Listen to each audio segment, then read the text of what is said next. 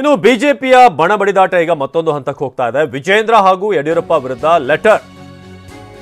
ಬಿಜೆಪಿಯ ಬಣ ಬಡಿದಾಟ ಈಗ ಮತ್ತೊಂದು ಹಂತಕ್ಕೆ ಹೋಗ್ತಾ ಇರೋದು. ಬಿಜೆಪಿಯ ಒಳಗಿನ ಈ ಜಗಳ ಏನಿದೆ, ವಿಜೇಂದ್ರ ಯಡಿಯೂರಪ್ಪ ವಿರುದ್ಧ ಲೆಟರ್, ಕಾರ್ಯಕರ್ತರ ಗುಂಪು ಎಂದು ಹೇಳಿ ಬರೆದಂತ ಪತ್ರ.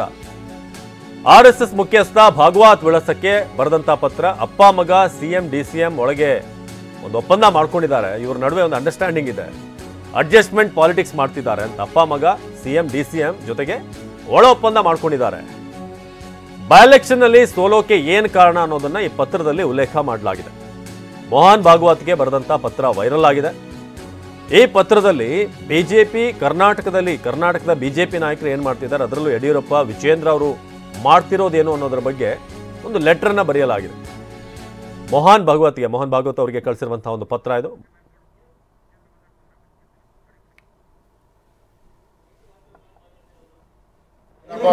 ದೆಹಲಿನಲ್ಲಿ ರಮೇಶ್ ಜಾರಕಿಹೊಳಿ ಮತ್ತು ಬಿಪಿ ಹರೀಶ್ ಅವರು ಮಾತನಾಡಿದ್ದಾರೆ. ವಿಜೇಂದ್ರ ಅವರು ಮಕ್ಕಳು ಉಚ್ಚಾಟನೆ ಮಾಡಬೇಕು ಅಂತ ಅಲ್ಲ ಆಗ್ರಹ ಮಾಡ್ತಾರೆ.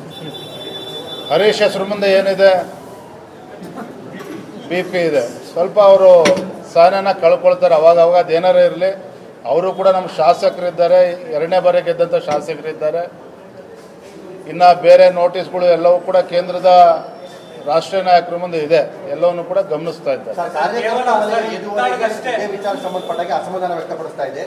ನಾಯಕರುಗಳ ಅಡ್ಜಸ್ಟ್ಮೆಂಟ್ ರಾಜಕಾರಣದಿಂದಾಗಿ ನಮ್ಮಗಳಿಗೆ ಪಕ್ಷದಲ್ಲಿ ಗೌರವ ಸಿಗ್ತದೆ, ಸರಿಯಾಗಿ ನೋಡ್ಕೊಳಕ್ ಆಗ್ತಾ ಇಲ್ಲ ಅಂತ ಕಾರ್ಯಕರ್ತರ ವಲಯ ಎಲ್ಲಿವರೆಗೂ ಕಾಯ್ಬೇಕು ವಿಚಾರ ಸಂಬಂಧಪಟ್ಟ. ಯಾವಾಗ ವಿಜೇಂದ್ರನನ್ನ ರಾಜ್ಯದ ಅಧ್ಯಕ್ಷನನ್ನಾಗಿ ನಮ್ಮ ರಾಷ್ಟ್ರೀಯ ನಾಯಕರು ಘೋಷಣೆ ಮಾಡಿದ್ದಾರೆ, ನನ್ನ ಅಜೆಂಡಾ ಅಥವಾ ನನ್ನ ಮೂಲ ಉದ್ದೇಶ ಮುಂದಿನ ದಿನಗಳಲ್ಲಿ ಭಾರತೀಯ ಜನತಾ ಪಾರ್ಟಿ ಸ್ವಂತ ಶಕ್ತಿಯ ಮೇಲೆ ಅಧಿಕಾರಕ್ಕೆ ಬರಬೇಕು.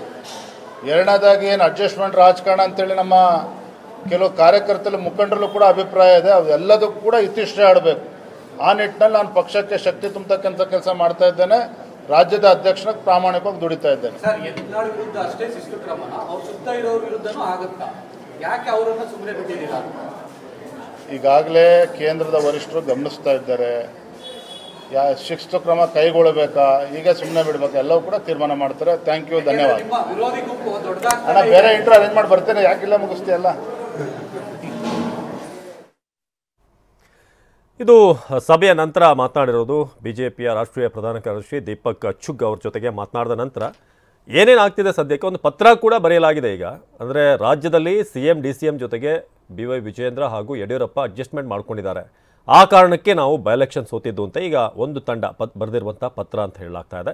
ಇನ್ನು ಬಿಜೆಪಿ ಕಚೇರಿಯಲ್ಲಿ ತರುಣ್ ಚುಗ್ ಬಂದಿದ್ದರು. ತರುಣ್ ಅವರು ಅವ್ರ ಜೊತೆ ಮಾತನಾಡಿದ ನಂತರ ಇವತ್ತು ವಿಜೇಂದ್ರ ಅವರು ಬಂದು ಹೇಳಿದ್ದು, ಪಕ್ಷದಲ್ಲಿ ಏನು ಅಡ್ಜಸ್ಟ್ಮೆಂಟ್ ಪಾಲಿಟಿಕ್ಸ್ ಅನ್ನೋ ಬಗ್ಗೆ ಮಾತನಾಡ್ತಿದ್ದಾರೆ ಅದೆಲ್ಲಕ್ಕೂ ಕೂಡ ಇತಿಶ್ರೀ ಹಾಡಲಾಗುತ್ತೆ.